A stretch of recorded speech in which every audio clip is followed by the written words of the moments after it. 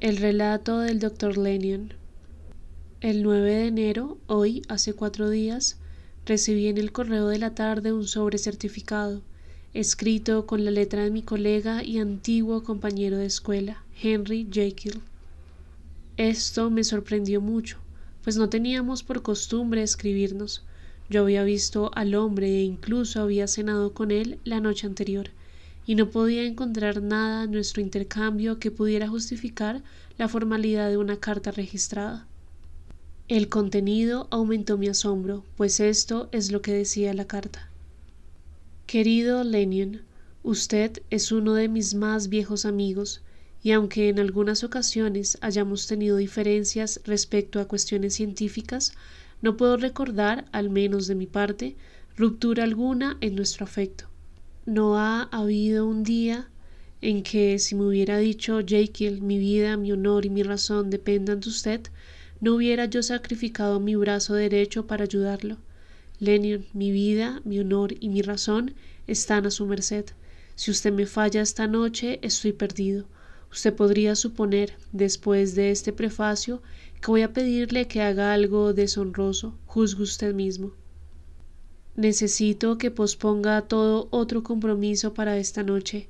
Ay, incluso si usted fuera llamado a la cabecera de un emperador, tome un coche de alquiler, a menos que el suyo esté esperando en la puerta, y con esta carta en la mano para su orientación, vaya derecho a mi casa.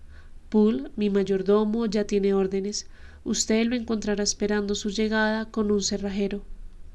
La puerta de mi despacho debe ser forzada. Usted debe entrar solo, abrir el armario de vidrio a mano izquierda, letra E, rompiendo la cerradura si es necesario, y sacar con todo su contenido tal y como lo encuentre, el cuarto cajón desde arriba, o lo que es lo mismo, el tercero desde abajo. En mi estado de extremo agotamiento mental, tengo un temor enfermizo de darle malas instrucciones, pero aun si me equivoco, usted puede reconocer el cajón correcto por su contenido. Algunos polvos, una redoma y un cuaderno. Le ruego que lleve ese cajón a Cavendish Square, exactamente como lo encuentre. Esa es la primera parte del favor. Ahora, la segunda, usted debe estar de vuelta. Si se pone en camino inmediatamente después de recibir esta, mucho antes de la medianoche. Pero le doy ese margen de tiempo, no solo por temor a uno de esos obstáculos que no pueden ser ni evitados ni previstos, sino porque para lo que resta por hacer es preferible una hora en la que sus criadas estén acostadas. Le tengo que pedir, pues, que esté solo en su consultorio a medianoche, para recibir personalmente en su casa a un hombre que se presentará en mi nombre, y que le entregue en sus manos el cajón que usted habrá traído de mi despacho. Entonces habrá usted cumplido con su parte y ganado mi completa gratitud. 5 minutos más tarde, si insiste en una explicación, usted habrá entendido que estas disposiciones son de una importancia capital y que por el descuido de una de ellas, tan caprichoso como esto pueda parecer, usted cargará en su conciencia con mi muerte o con el naufragio de mi razón. Aunque confío en que usted no tomará a broma este ruego, mi corazón se estremece y mi mano tiembla solo con pensar en tal posibilidad. Piense en mí en este momento, en un lugar extraño, esforzándome bajo la negrura de un sufrimiento que ninguna fantasía puede exagerar, y sin embargo bien consciente de que si desempeña puntualmente lo que le he pedido, mis problemas desaparecerán como un relato que se ha terminado de contar. Ayúdeme, mi querido Lennion, y salve a su amigo, Henry Jekyll. Postdata.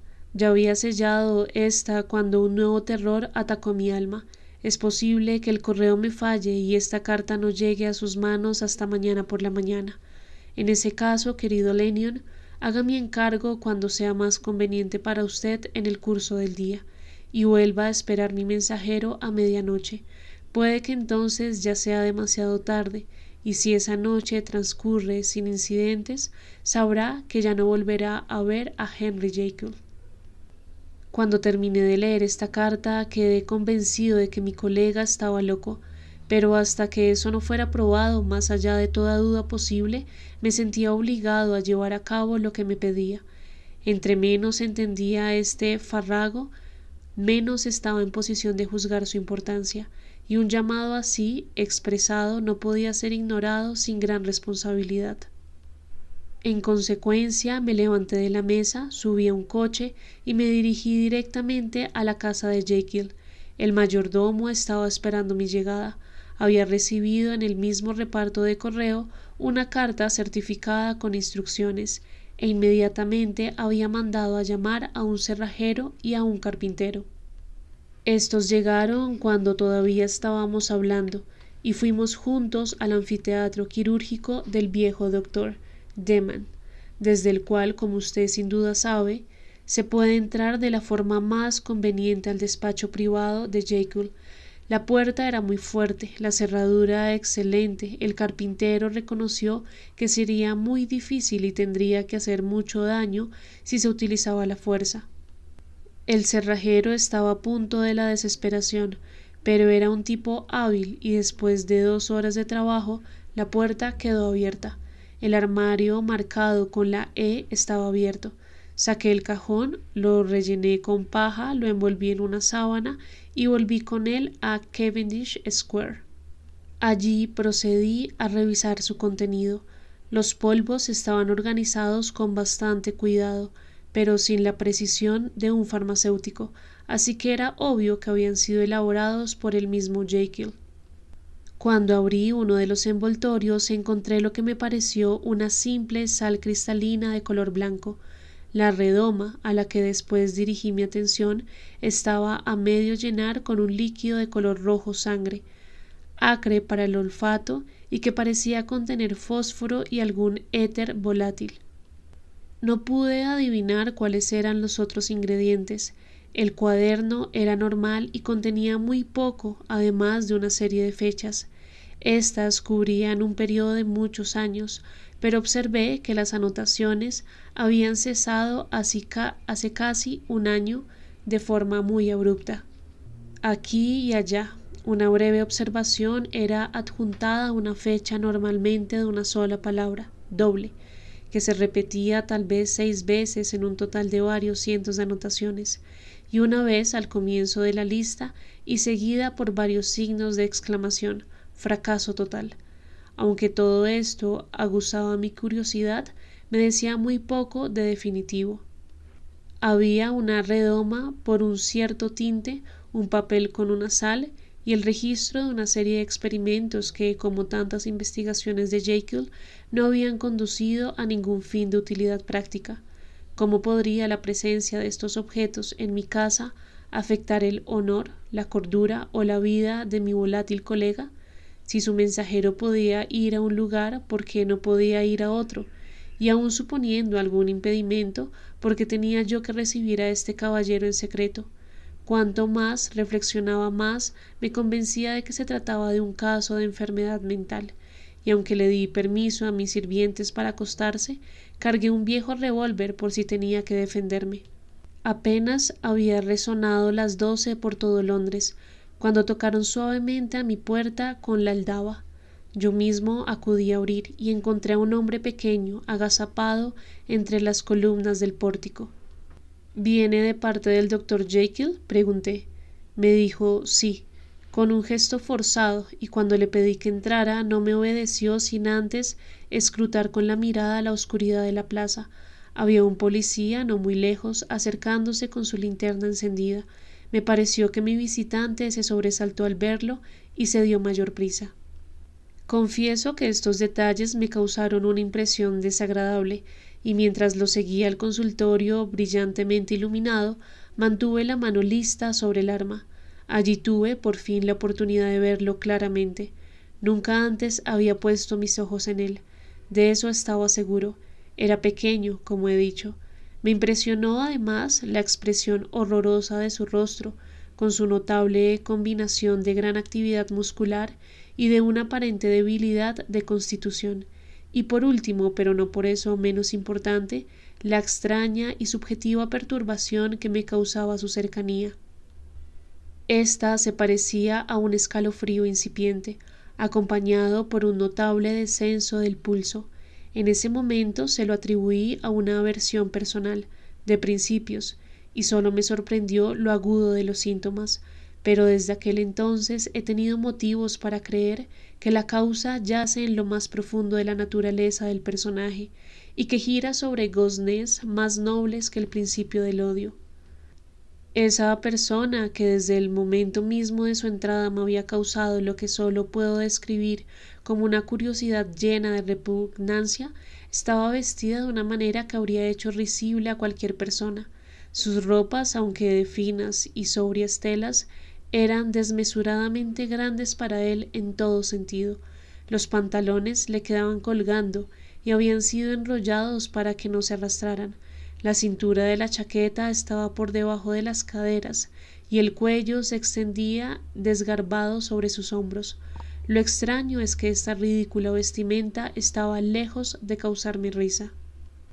Más bien, puesto que había algo anormal e ilegítimo en la esencia misma de la criatura que ahora estaba frente a mí, algo sobrecogedor, sorprendente y repugnante, esta nueva disparidad parecía adecuársele y reforzarla.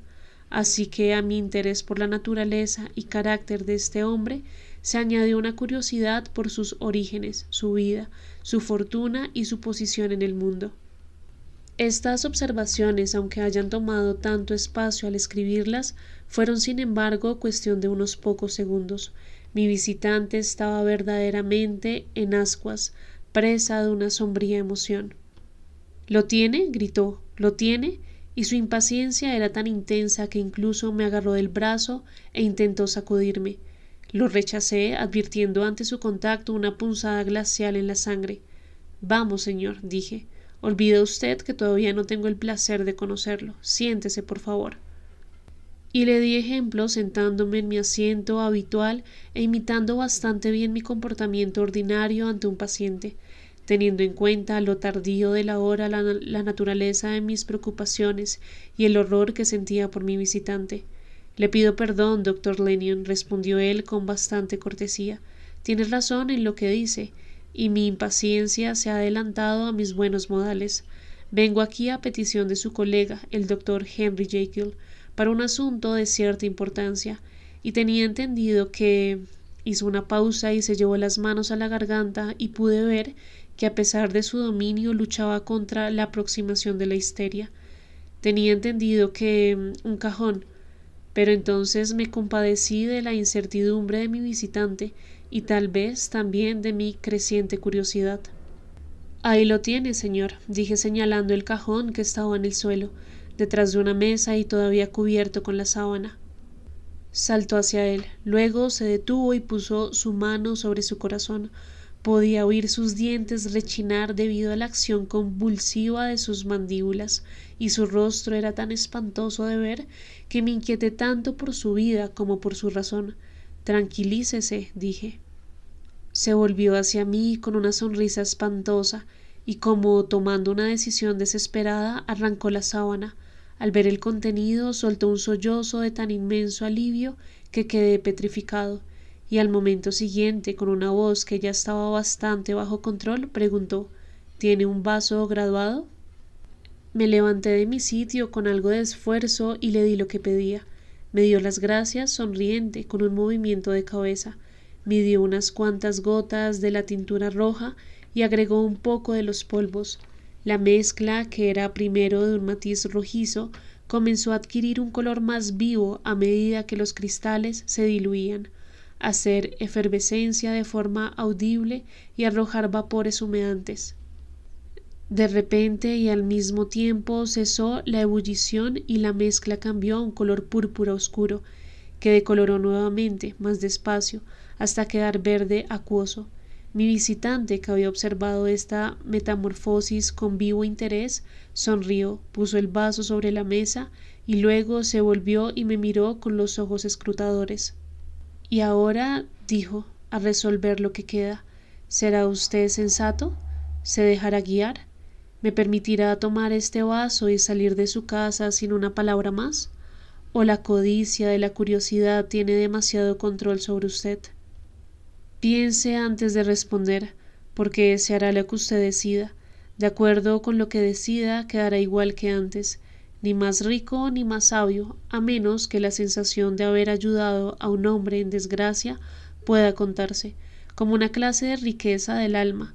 Pero si así lo prefiere, se abrirán ante usted, aquí en este cuarto, en este instante, un nuevo campo de conocimiento y nuevos caminos hacia la fama y el poder, y sus ojos serán deslumbrados por un prodigio capaz de hacer tambalear la incredulidad de Satán.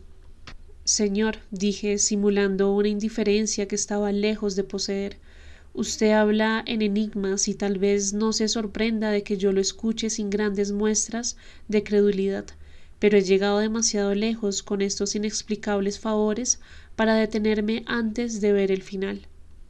Está bien, replicó mi visitante.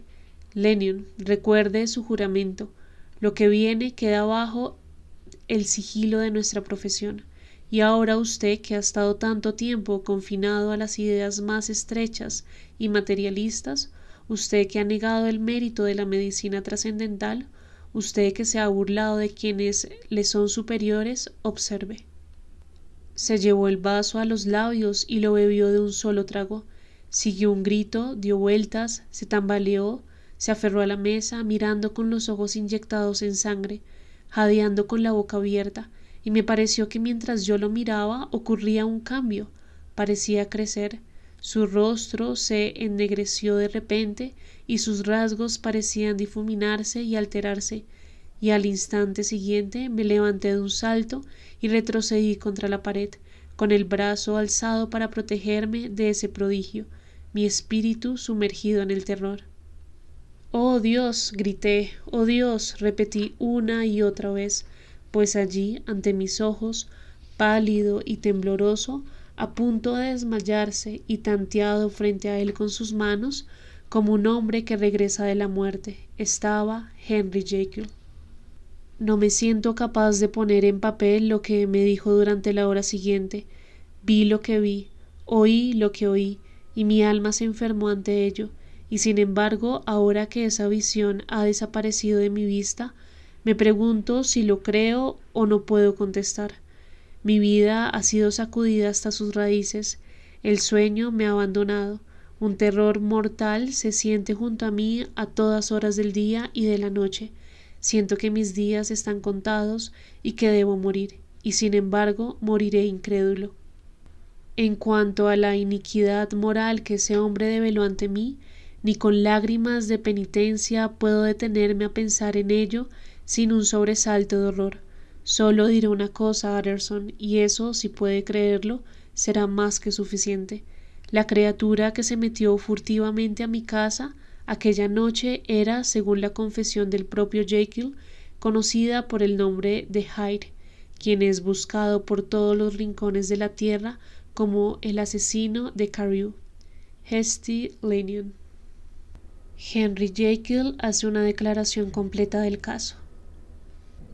Nací en el año 1800...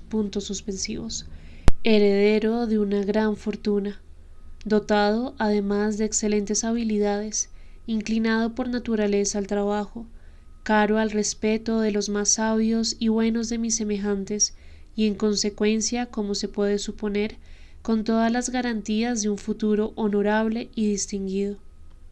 Y, en realidad, el peor de mis defectos era una cierta propensión impaciente a la alegría, que ha sido la felicidad de muchos, pero que yo encontré difícil de reconciliar con mi deseo imperioso de llevar la cabeza en alto y de revestirme en público con una expresión de solemnidad fuera de lo común.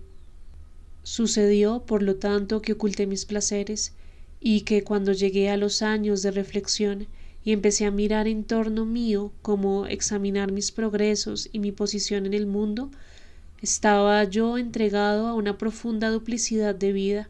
Muchos hombres se habrían incluso jactado de irregularidades como esas de las que yo era culpable, pero desde las altas miras que me había propuesto, yo las observaba y las escondía con un sentimiento de vergüenza casi mórbido.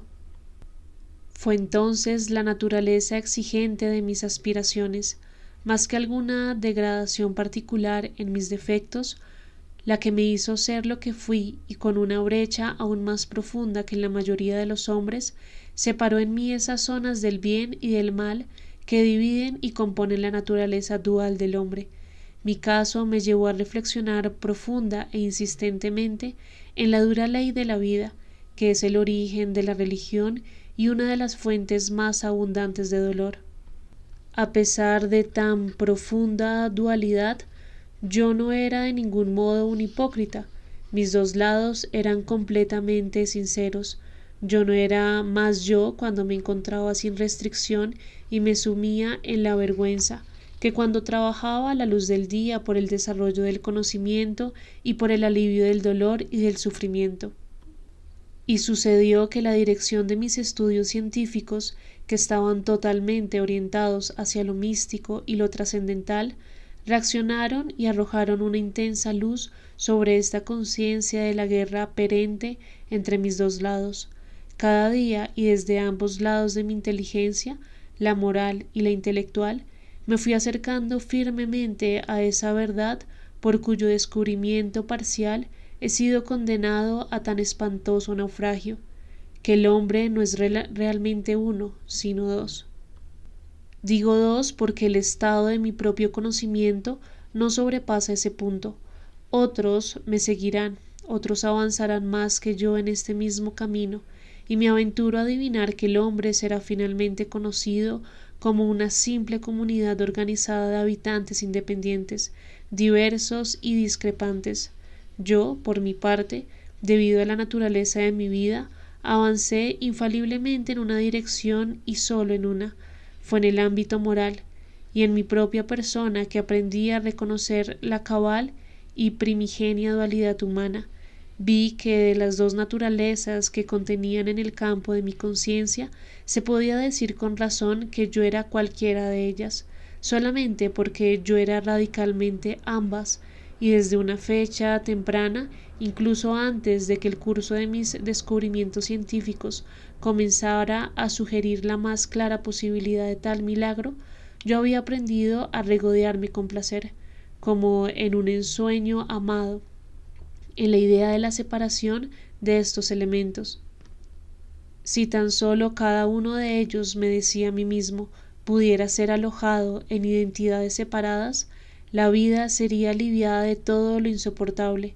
El injusto podría seguir su camino, libre de las aspiraciones y remordimientos de su honrado gemelo, y el justo podría caminar con firmeza y seguridad por su senda ascendente, haciendo las cosas buenas en las que encontraba placer, sin estar nunca más expuesto a la deshonra y al arrepentimiento de la mano de ese mal que le es ajeno.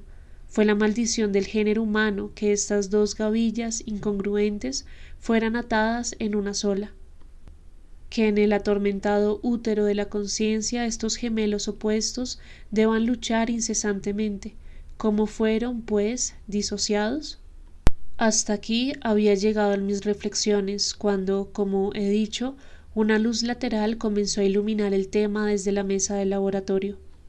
Comencé a percibir más profundamente de lo que hasta entonces había expresado, la inmaterialidad trémula, la transitoriedad nebulosa de este cuerpo en apariencia tan sólida que nos reviste.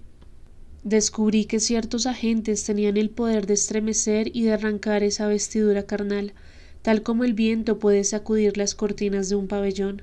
No profundizaré en este aspecto científico de mi confesión por dos buenas razones. Primero, porque he tenido que aprender que la fatalidad y la carga de nuestra vida están atados para siempre a los hombros del hombre, y cuando éste intenta deshacerse de ellas, solo logra que regresen con un peso más desconocido y terrible. Segundo, porque, como infortunadamente lo demostrará mi relato, mis descubrimientos fueron incompletos. Baste decir entonces que no solo reconocía mi cuerpo natural como una simple aura de efluxión de algunos de los poderes que conforman mi espíritu, sino que conseguí fabricar una droga por medio de la cual estos poderes debían ser destronados de una supremacía y sustituidos por una nueva forma y una nueva apariencia, no menos naturales para mí, puesto que eran la expresión y llevaban el sello de los elementos más bajos de mi alma. Dudé por mucho tiempo antes de someter esta teoría a la prueba de la práctica. Sabía bien que arriesgaba la vida, pues cualquier droga que controle y estremezca de forma tan potente la fortaleza misma de la identidad puede, con la menor sobredosis o el menor descuido al momento de prepararla, eliminar completamente ese tabernáculo inmaterial que yo confiaba en cambiar. Pero la tentación de un descubrimiento tan singular y profundo se sobrepuso finalmente a las sugerencias de peligro.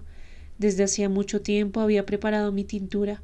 Compré de una vez, en una farmacia mayorista, una gran cantidad de una determinada sal, que por mis experimentos sabía que era el último ingrediente requerido, y a altas horas de una noche maldita mezclé los elementos, los vi hervir y humear juntos en el vaso, y cuando la ebullición cesó, en un arranque de valor bebí la pócima.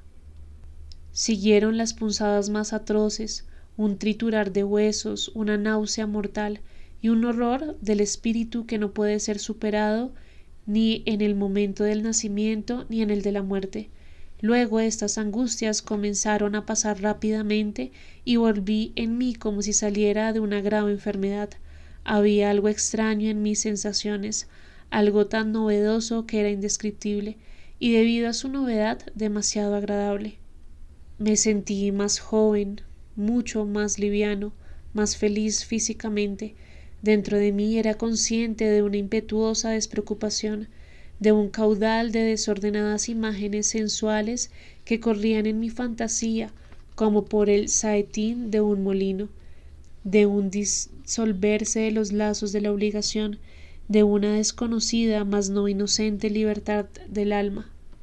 Sabía que con el primer soplo de esta nueva vida me había vuelto más malvado, 10 veces más malvado, vendido como esclavo a mi mal original, y en ese momento este pensamiento me animó y me deleitó como un vino. Estiré mis brazos, exultante con la novedad de estas sensaciones, y en ese instante me di cuenta de que había perdido estatura. En ese entonces no había espejo en mi habitación. El que está junto a mí mientras escribo fue traído aquí después para el propósito mismo de estas transformaciones. La noche, sin embargo, ya se había convertido en madrugada. La madrugada, negra todavía, estaba casi lista para concebir el día. Los empleados de mi casa estaban sumidos en las horas de un sueño más profundo, y yo estaba, decidido, en la exaltación de mi esperanza y de mi triunfo, a aventurarme en mi nueva forma hasta mi habitación. Crucé el patio donde las constelaciones miraban. Podría pensarse que con asombro la primera criatura de esa clase que su vigilancia insomne les revelaba. Atravesé sigilosamente los pasillos, un extraño en mi propia casa, y al llegar a mi habitación vi por primera vez la apariencia de Edward Hyde.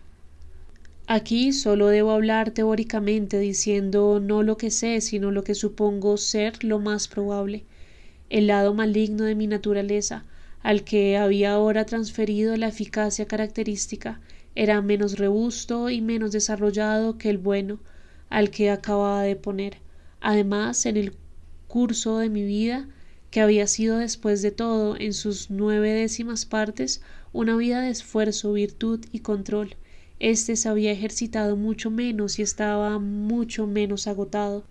Y pienso que es por esto que Edward Hyde resultó ser mucho más pequeño, más ágil y más joven que Henry Jekyll. Mientras que la bondad brillaba en el semblante del uno, el mal estaba escrito amplia y claramente en el rostro del otro. El mal, además, al que todavía considero como el lado letal del hombre, había dejado en ese cuerpo la huella de la deformidad y la decadencia, y sin embargo, cuando vi en el espejo esa fea imagen, no sentí repugnancia, sino más bien un alborozo de bienvenida.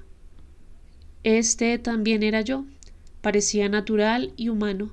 A mis ojos era una imagen más viva del espíritu, parecía más explícita y simple que la apariencia imperfecta y dividida que hasta entonces me había acostumbrado a llamar mía, y en eso sin duda tenía razón.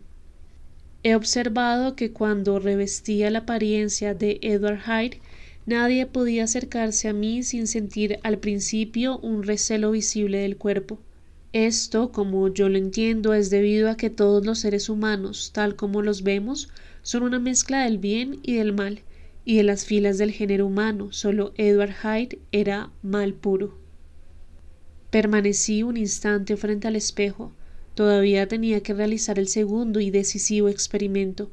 Todavía quedaba por ver si había perdido mi identidad sin remedio y si tenía que escapar antes del amanecer de una casa que ya no era la mía. Y apresurándome en volver a mi despacho, preparé y bebí nuevamente la pócima.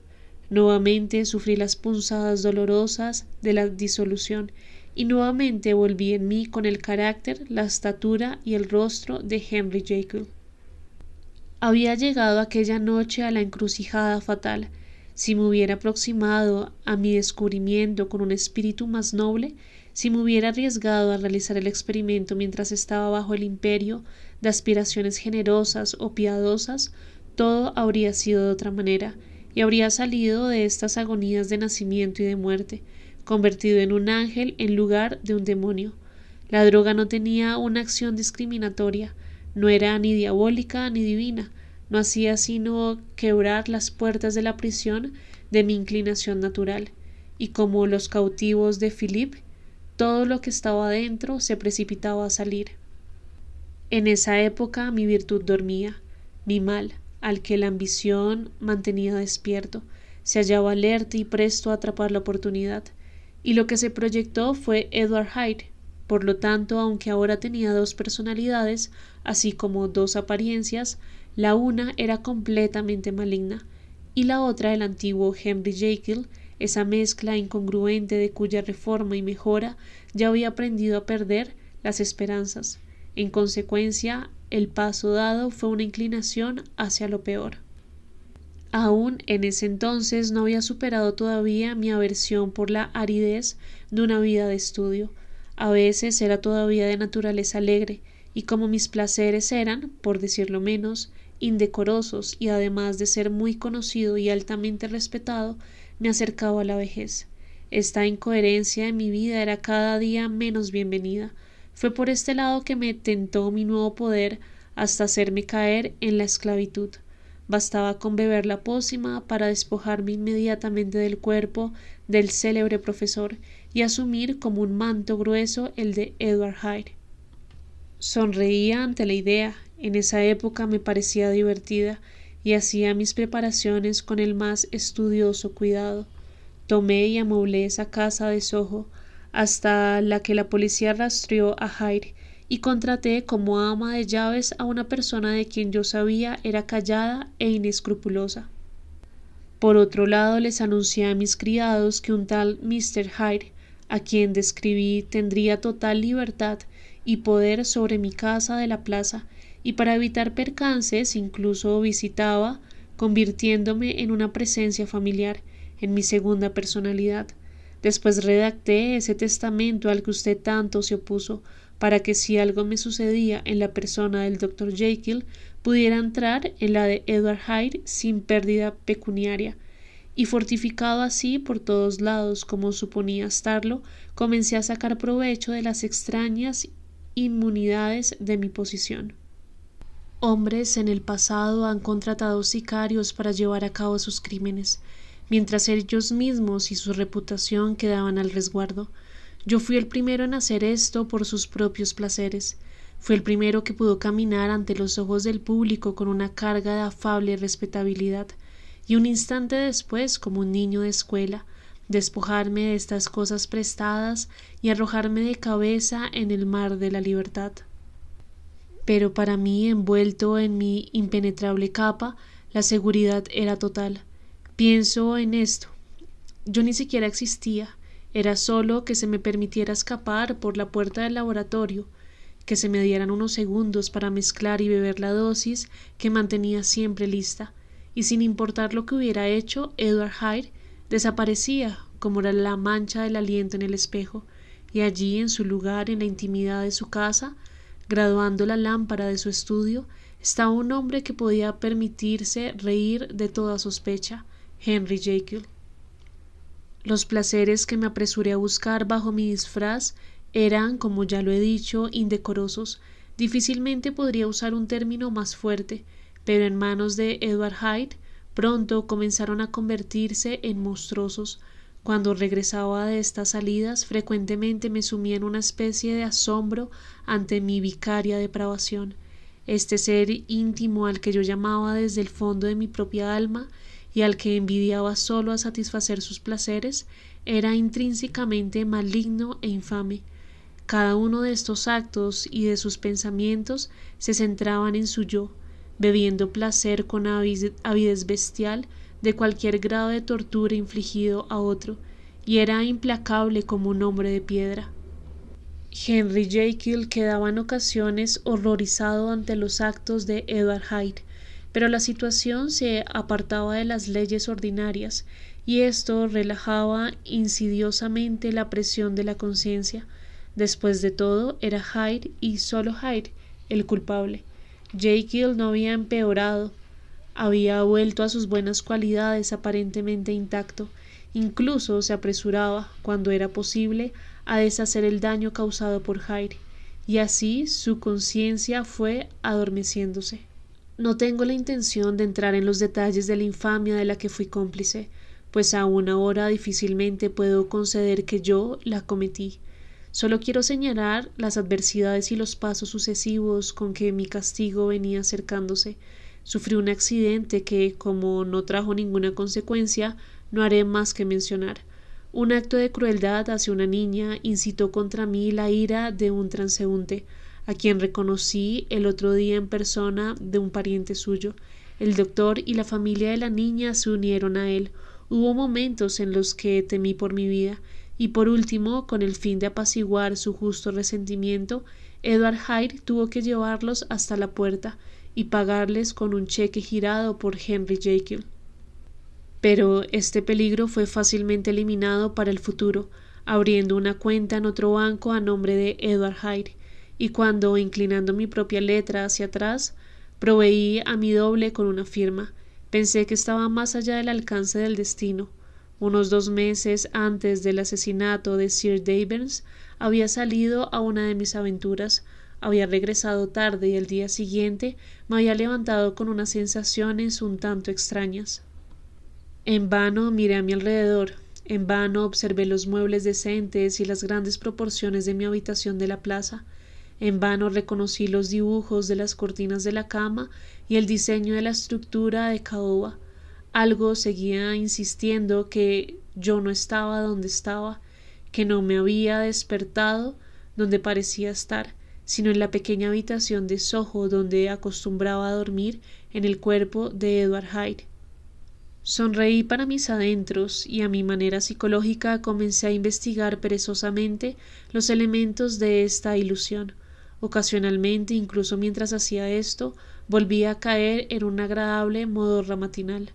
Estaba todavía así ocupado cuando, en uno de los momentos en que estaba más despierto, me fijé en mis manos. Ahora bien, las manos de Henry Jekyll, como usted lo ha observado muchas veces, eran las de un profesional en forma y tamaño, grandes, firmes, blancas y garbosas, pero las manos que veía ahora con suficiente claridad a la luz amarilla de una mañana londinense, yaciendo entreabiertas sobre las sábanas, eran flacas, nervudas, nudosas, de una palidez cenicienta y espesamente sombreadas por un tupido vello. Eran las manos de Edward Hyde.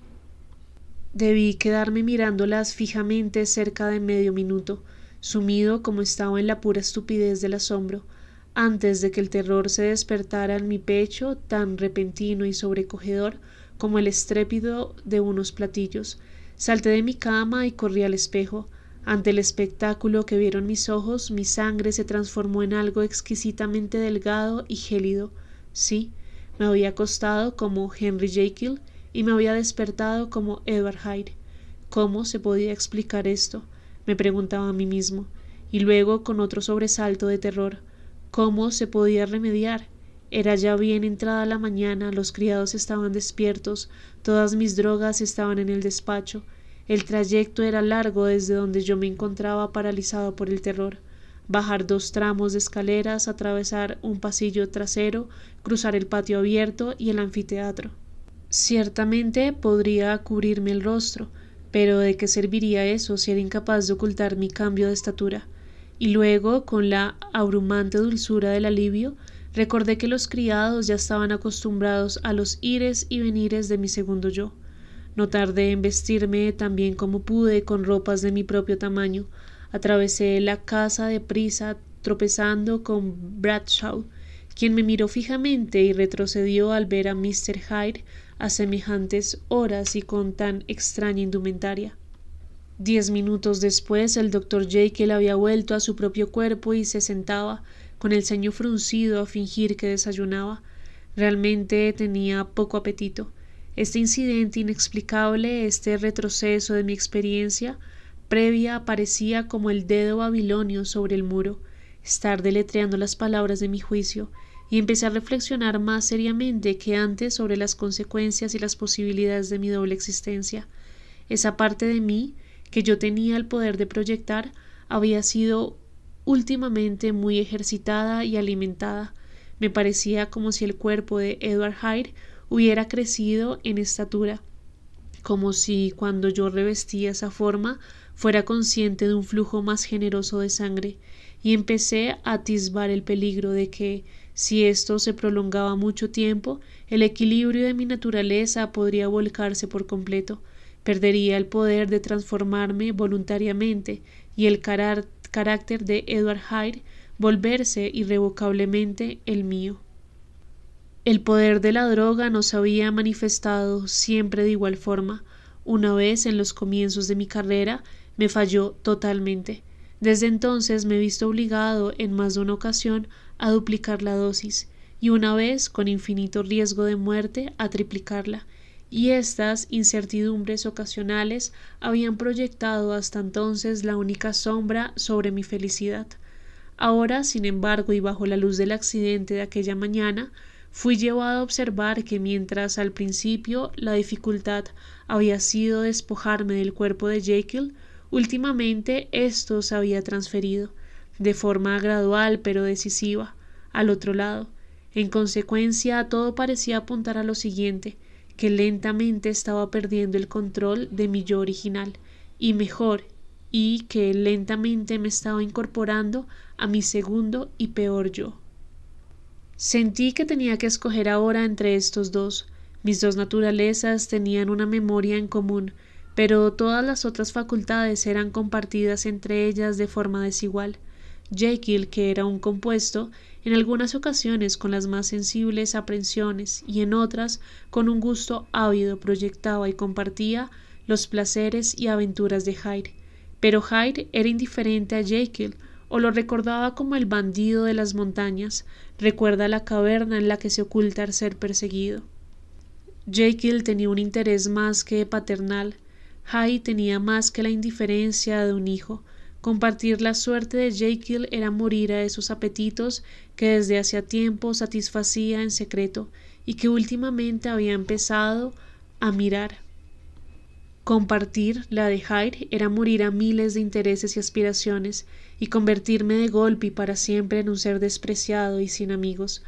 La transacción podría parecer desigual, pero sobre la balanza aún existía otra consideración, pues mientras Jekyll sufría agudamente en el fuego de la abstinencia, Hyde ni siquiera sería consciente de todo lo que habría perdido.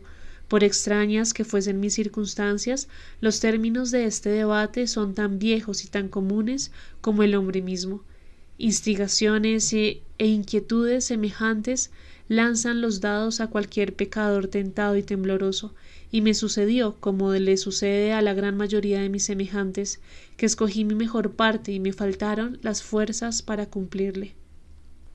Sí, prefería al anciano e insatisfecho doctor, rodeado de amigos y acariciando honradas esperanzas, y le di un resuelto adiós a la libertad, a la juventud relativa al paso ligero, a los impulsos descontrolados y a los placeres secretos que había disfrutado bajo el disfraz de Hyde.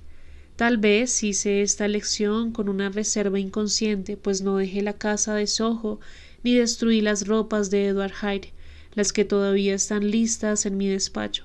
Sin embargo, durante 2 meses me mantuve fiel a mi decisión. Durante 2 meses llevé una vida tan severa como nunca y disfruté de las compensaciones de una conciencia tranquila. Pero finalmente el tiempo comenzó a borrar la viveza de mis inquietudes, los elogios de mi conciencia comenzaron a volverse cosa de rutina, comencé a ser torturado por angustias y por anhelos, como si Jair estuviera luchando por su libertad, y finalmente en un momento de debilidad moral mezclé y bebí una vez más la poción transformadora. Supongo que cuando un borracho razona consigo mismo acerca de su vicio, ni siquiera una vez en 500 lo afectan los peligros que corre a causa de su brutal insensibilidad física. Tampoco yo, por mucho que medité acerca de mi situación, tuve en cuenta la completa insensibilidad moral y la disponibilidad para el mal, que eran las características dominantes de Edward Hyde. No obstante, fui castigado por estas. Mi demonio había estado enjaulado por mucho tiempo y salió rugiendo. Yo era consciente, incluso cuando tomé la pócima, de una propensión más desenfrenada y furiosa al mal. Debió haber sido esto, supongo, lo que despertó en mi alma esa tempestad de impaciencia con que escuchaba las palabras corteses de mi infortunada víctima. Declaro, por lo menos ante Dios, que ningún hombre moralmente sano hubiera podido ser culpable de cometer ese crimen por una provocación tan insignificante, y que golpeé con espíritu no más razonable que el de un niño enfermo que rompe un juguete, pero yo me había despojado voluntariamente de todos esos instintos equilibradores, por los cuales incluso el peor de nosotros sigue caminando con cierto grado de firmeza entre las tentaciones, y en mi caso, ser tentado aún ligeramente era caer. El espíritu del infierno se despertó en mí instantáneamente y se enfureció. En un arrebato de júbilo apaleé el cuerpo inerme, degustando el placer de cada golpe, y sólo cuando el cansancio comenzó a apoderarse de mí, repentinamente en el culmen de mi acceso de delirio, traspasó mi corazón un frío estremecimiento de terror. Una niebla se dispersó, vi que mi vida estaba perdida y huí de la escena de estos excesos, a la vez exaltado y tembloroso con mi avidez de mal satisfecha y estimulada, y mi amor por la vida intensificado al máximo. Corrí a la casa de Soho y, para estar doblemente seguro, destruí mis papeles. De allí salí a las calles iluminadas por la luz de los faroles, con el mismo éxtasis dividido de mi espíritu, deleitándome en mi crimen, planeando despreocupadamente otros para el futuro, y sin embargo apresurándome y escuchando alerta los pasos del vengador. Hyde tenía una canción en los labios mientras preparaba la pócima, y al beberla brindó por el muerto. Los dolores de la transformación no habían acabado de desgarrarlo, cuando Henry Jekyll, en un torrente de lágrimas de gratitud y de remordimiento, cayó de rodillas y alzó sus manos juntas a Dios. El velo de la complacencia fue rasgado de pies a cabeza. Vi mi vida como un todo. La seguí desde los días de mi niñez, cuando caminaba de la mano de mi padre, y a través de los abnegados esfuerzos de mi vida profesional, para llegar una y otra vez con la misma sensación de irrealidad a los horrores malditos de aquella noche. Podría haber gritado con todas mis fuerzas, busqué ahogar con lágrimas y oraciones la multitud de espantosas imágenes y sonidos con que mi memoria me asediaba, y a pesar de todo, entre las súplicas, el feo rostro de mi iniquidad clavaba su mirada en mi alma. Al comenzar a extinguirse la agudeza de este remordimiento, lo reemplazó una sensación de alegría. El problema de mi conducta se había solucionado. A partir de ese momento, Hyde era imposible, quiéralo o no. Estaba confinado a la parte mejor de mi existencia. Cuánto me regocijé al pensar en ello. Con cuánta voluntaria humildad abracé de nuevo las restricciones de la vida natural.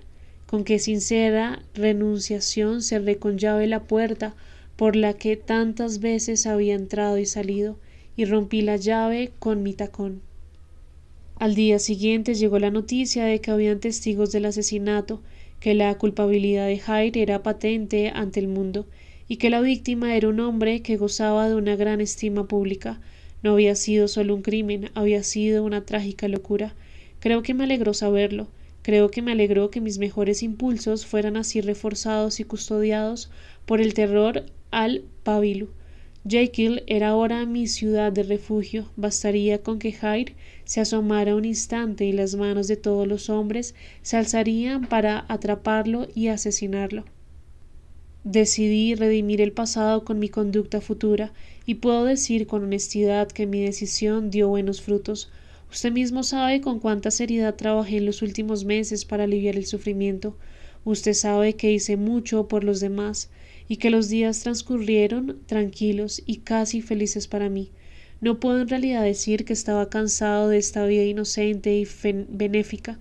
Creo que por el contrario cada día la disfrutaba más plenamente, pero seguía estando bajo la maldición de mi dualidad de propósito, y cuando el primer borde de mi penitencia se desgastó, mi lado más bajo, mimado durante tanto tiempo y tan recientemente encadenado, comenzó a gruñir por su libertad. No que yo soñara con resucitar a Hyde, la sola idea me asustaba hasta la locura. No, fue en mi propia persona donde fui tentando una vez más para jugar con mi conciencia, y fue como cualquier pecador secreto que caí finalmente ante los asaltos de la tentación. A todo le llega su fin. La medida más amplia acaba de ser colmada, y esta breve condescendencia con mi mal destruyó finalmente el equilibrio de mi alma, y sin embargo no estaba alarmado. La caída me parecía natural, como un regreso a los viejos tiempos, cuando aún no había hecho mi descubrimiento. Era un hermoso y despejado día de enero. El suelo estaba húmedo donde la escarcha se había derretido, pero sin una nube en el cielo, y Regent's Park estaba lleno de gorjeos invernales y de dulces aromas de primavera. Me senté al sol en una banca, el animal en mí lamiendo trozos de recuerdos, el lado espiritual un poco adormecido, prometiendo penitencias subsecuentes, pero sin revolverse a empezarlas todavía. Después de todo, reflexioné, yo era como mis semejantes, y luego sonreí al compararme a mí mismo con otros hombres, al comparar mi bondad activa con la perezosa crueldad de su negligencia. Y en el instante mismo en que tuve ese pensamiento jactancioso sentí un desfallecimiento, una náusea horrorosa y el escalofrío más mortal. Esto pasó dejándome débil, y luego, cuando a su turno la debilidad fue pasando, comencé a darme cuenta de un cambio en el tono de mis pensamientos, una mayor osadía, un desprecio del peligro, una disolución de los lazos del deber. Miré hacia abajo. Mis ropas colgaban sin forma de mis miembros escogidos. La mano que estaba sobre mi rodilla era nudosa y velluda. Una vez más yo era Edward Hyde. Un momento antes yo estaba seguro del respeto de todos los hombres. Era rico, apreciado. El mantel me esperaba puesto en la mesa del comedor de mi casa, y ahora me había convertido en la presa común del género humano, perseguido, sin hogar, un asesino conocido, carne de horca. Mi razón vaciló, pero no me falló por completo. He observado más de una vez que bajo mi segunda personalidad mis facultades parecían agudizarse y mi espíritu tenía una elasticidad más tensa, así que sucedía que donde Jekyll quizás habría podido sucumbir, Hyde se ponía a la altura de la importancia del momento. Mis drogas estaban en uno de los armarios de mi despacho. ¿Cómo iba a llegar hasta ellas? Ese era el problema que, apretándome las sienes entre las manos, me propuse resolver. Yo había cerrado la puerta del laboratorio. Si intentaba entrar por la casa, mis propios criados me enviarían a la horca. Comprendí que necesitaba la ayuda de otro hombre, y pensé en Lennion. ¿Cómo iba a llegar donde él? ¿Cómo iba a persuadirlo? Suponiendo que escapara de ser capturado en las calles, pero iba a introducirme hasta su presencia. ¿Y cómo podría yo, un desconocido y desagradable visitante, convencer al famoso médico para que registrara el estudio de su colega, el Dr. Jekyll? Entonces recordé que todavía conservaba una parte de mi personalidad original. Podía escribir con mi propia letra, y una vez concebida esa inflamable chispa del camino que debía seguir, se iluminó de principio a fin. Acto seguido, arreglé mis ropas lo mejor que pude. Llamé a un coche que pasaba y me dirigí a un hotel en la calle Portland, cuyo nombre recordaba casualmente. Ante mi apariencia, que era realmente bastante cómica a pesar del trágico destino que estas vestimentas cubrían, el conductor no pudo ocultar su regocijo. Rechiné mis dientes en un acceso de furia diabólica y la sonrisa desapareció de su rostro. Felizmente para él, pero aún más felizmente para mí, ya que el momento siguiente iba a arrojarlo de su pescante. Al entrar al hotel miré en derredor mío con una expresión tan tenebrosa que hizo estremecer a los empleados. No intercambiaron ni una mirada en mi presencia. Recibieron mis órdenes servilmente, me condujeron a una habitación y me trajeron material para escribir. Jair, con su vida en peligro, era una criatura nueva para mí, temblando con una rabia excesiva, tenso hasta el borde del asesinato, anhelando infligir dolor. Sin embargo, era una sola criatura astuta. Dominó su furia con un gran esfuerzo de voluntad. Escribió 2 cartas importantes, una a Lennion y otra a Poole, y para poder tener una evidencia de que habían sido enviadas, dio instrucciones de que las certificaran. Desde ese momento permaneció sentado todo el día frente al fuego de la habitación, mordiéndose las uñas. En ese lugar cenó, a solas con sus temores. El camarero, visiblemente acobardado ante su mirada, y de allí, cuando la noche había entrado plenamente, se acomodó en el rincón de un coche cerrado y se hizo conducir de un lado a otro por las calles de la ciudad. Él, no pudo decir yo. Ese hijo del infierno no tenía nada de humano. Nada vivía en él además del miedo y del odio. Cuando por fin, creyendo que el conductor había comenzado a sospechar, bajó del coche y se aventuró a pie, vestido con ropas que no le quedaban bien, un objeto marcado para ser observado en medio de los transeúntes nocturnos. Estas 2 bajas pasiones se desencadenaron con furia dentro de él como una tempestad. Caminaba rápido, perseguido por sus temores, hablando consigo mismo, escabulléndose por las calles menos frecuentadas, contando los minutos que aún la separaban de la medianoche. Una mujer le habló, creo que ofreciéndole una caja de fósforos. Él la abofeteó y ella huyó. Cuando volví a ser yo mismo en casa de Lennion, el horror de mi viejo amigo quizás me afectó un poco. No lo sé. En todo caso, no fue más que una gota en el mar en comparación con el aborrecimiento con el que recordaba esas horas. Un cambio había tenido lugar en mí. Ya no era el miedo a la horca, sino el horror de ser Jair lo que me atormentaba. Recibí la condenación de Lennion, medio en sus sueños. Fue medio en sueños que llegué a mi propia casa y me metí en la cama. Dormí, después de un día tan agotador, con un sueño profundo que ni siquiera las pesadillas que me retorcían lograban interrumpir. Por la mañana desperté quebrantado y débil, pero restaurado. Odiaba y temía aún la idea del bruto que dormía en mí, y naturalmente no había olvidado los espantosos peligros del día anterior, pero estaba nuevamente en casa, en mi propia casa y cerca de mis drogas, y la gratitud por haber escapado brilló tan fuerte en mi alma que casi rivalizaba con el resplandor de la esperanza.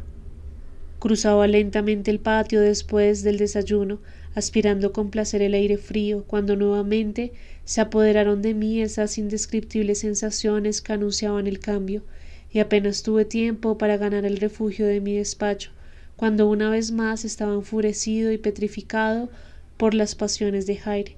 En esta ocasión fue necesaria una doble dosis para hacerme volver a mí mismo, y 6 horas más tarde, mientras estaba sentado mirando tristemente el fuego, volvieron las punzadas y tuve que volver a administrarme la droga. En suma, a partir de ese día parecía que solo por un gran esfuerzo como el de una gimnasta y solo bajo la estimulación inmediata de la droga, yo era capaz de revestir la apariencia de Jekyll. A todas horas del día y de la noche era poseído por el escalofrío premonitorio, sobre todo si dormía, o incluso si dormitaba un momento en mi silla, siempre despertaba como Jair. Bajo la tensión de esta inminente fatalidad y por la vigilia a la que me condenaba ahora a mí mismo, aún más allá de lo que creía posible en el hombre, me convertí dentro de mi propia persona en una criatura consumida y vaciada por la fiebre, lánguida y débil en cuerpo y mente, y exclusivamente ocupada con un pensamiento, el horror de mi otro yo. Pero cuando dormía o cuando se pasaba a la virtud de la medicina, saltaba casi sin transición, pues las punzadas se transformaron, eran cada vez más marcadas, a la posesión de una fantasía rebosante de imágenes de terror, de un alma hirviendo con odios infundados y un cuerpo que no parecía lo suficientemente fuerte para contener las furiosas energías de la vida. Los poderes de Hyde parecían haber aumentado con la debilidad de Jekyll, y ciertamente el odio que ahora los separaba era igual en ambos lados. Para Jekyll era cosa de instinto vital. Ya había visto la total deformidad de esa criatura que compartía con él ángulos de los fenómenos de la conciencia y con quien era coheredero de muerte, y además de estos vínculos de comunidad que en sí mismos conformaban la parte más aguda de su dolor. Pensaba en Hyde, a pesar de toda su energía vital, como en algo no solo diabólico, sino inorgánico. Eso era lo desagradable, que el cieno del foso parecía emitir gritos y voces, que el polvo amorfo gesticulaba y pecaba, que lo que estaba muerto y no tenía forma usurpaba las funciones de la vida, y además que ese horror insurrecto estuviera unido a él, más cercano que una esposa, más cercano que un ojo. Yacía enjaulado en su carne donde la oía murmurar y lo sentía luchar por nacer, y a cada momento de debilidad en la seguridad del sueño se imponía sobre él y lo deponía de la vida. El odio de Hyde por Jekyll era de orden diferente. Su terror a la hora lo llevaba continuamente a un suicidio temporal y a volver a su situación subordinada de parte en lugar de persona, pero aborrecía la necesidad, aborrecía el abatimiento en el que Jekyll había caído ahora, y resentía la aversión con la que era mirado. De ahí los trucos simiescos que me jugaba, garabateando blasfemias con mi propia letra en las páginas de mis libros, quemando las cartas y destruyendo el retrato de mi padre, y ciertamente si no fuera por su miedo a la muerte, hace tiempo que se habría hecho daño a sí mismo, con el fin de involucrarme en su ruina, pero su amor por la vida es asombroso. Diré más, yo, que me enfermo y petrifico de solo pensar en él, cuando recuerdo la abyección y la pasión de este apego, cuando me doy cuenta de cómo teme mi poder para contarle la vida por medio del suicidio, que me compadezco de él en el fondo de mi corazón. Es inútil prolongar esta descripción, y me hace falta tiempo. Basté con decir que nadie ha sufrido nunca tales tormentos, y sin embargo, aun para estos, la costumbre trajo, no, alivio no, una cierta insensibilidad del alma, una cierta aquiescencia en la desesperación, y mi castigo hubiera continuado por años, si no fuera por la última calamidad que ha caído sobre mí, y que finalmente me ha separado de mi propio rostro y de mi propia naturaleza. Mi provisión de sales, que nunca había sido renovada desde la fecha del primer experimento, comenzó a agotarse. Envié a buscar un nuevo suministro y mezclé la pócima. Se produjo la ebullición y el primer cambio de color, pero no el segundo. Lo bebí y no tuvo ningún efecto. Se enterará por Poole cómo hice registrar todo Londres. Fue en vano. Ahora estoy convencido de que mi primer suministro era impuro y que fue esa impureza desconocida la que dio eficacia a la pócima. Ha pasado aproximadamente una semana y ahora estoy terminando esta declaración bajo la influencia de la última dosis de las primeras sales. Esta es, entonces, la última vez, a menos que ocurra un milagro, que Henry Jekyll pueda tener sus propios pensamientos o ver su propio rostro. Ahora tan tristemente alterado en el espejo, no debo tardar demasiado en dar fin a este escrito, pues si mi relato ha escapado hasta ahora de ser destruido, ha sido por una combinación de una gran prudencia y de una muy buena suerte. Si los dolores del cambio me llegaran en el momento de escribir esto, Hyde lo rompería en pedazos, pero si transcurre un tiempo después de haberlo guardado, su asombroso egoísmo y su tendencia a limitarse al instante probablemente lo salven una vez más de la acción de su despecho simiesco. Ciertamente la fatalidad que se cierne sobre ambos ya lo ha cambiado y oprimido. Dentro de media hora, cuando me reintegre de nuevo y para siempre a esa odiada personalidad, Sé que me sentaré tembloroso y llorando en mi silla, o que continuaré escuchando con el éxtasis más tenso y temeroso, paseando de arriba abajo este cuarto, mi último refugio terrenal, y prestando atención a cada sonido amenazador, morirá Hyde en el caldazo o encontrará el valor para liberarse a sí mismo en el último instante. Solo Dios sabe. A mí no me importa. Esta es la verdadera hora de mi muerte, y lo que ha de seguir concierne a otro diferente de mí. Así, pues, dejo la pluma sobre la mesa y procedo a sellar mi confesión. Pongo fin a la vida del desdichado Henry Jekyll.